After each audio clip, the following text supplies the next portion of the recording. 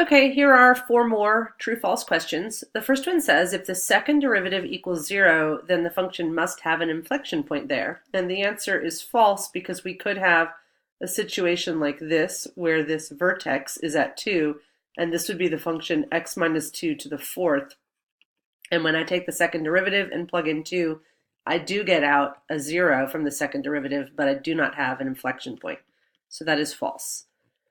Second one says, if the first derivative of f and the first derivative of g are equal on the interval from 0 to 1, then f and g are equal on the interval from 0 to 1. That's actually not true because look at, let's give you an example. How about this function here?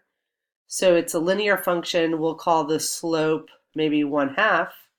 I could have a different function where I have the same slope over that interval, but it is a different function. So just because they have the same derivative doesn't mean they are the same function. So that is a false statement. Number 8, there exists a function such that f of 1 equals -2. Let's start to plot this actually. F of 1 equals -2, f of 3 equals 0, and f prime is greater than 1 for all x. Well, that's interesting. So what is the rate of change between these two that they gave us? So 0 minus a -2 is 2, 3 minus 1 is 2. So the slope connecting these, if I just straight up connected them, I would get 1.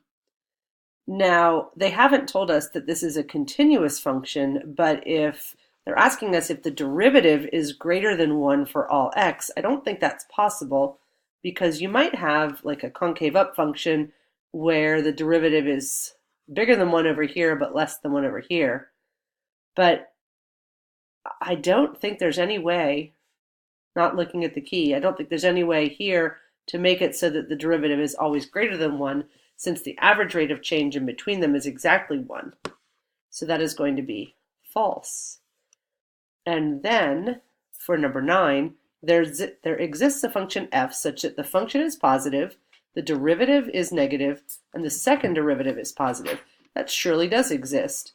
That is this function right here, which is e to the -x, where the function's always positive, decreasing, and concave up. So that is true.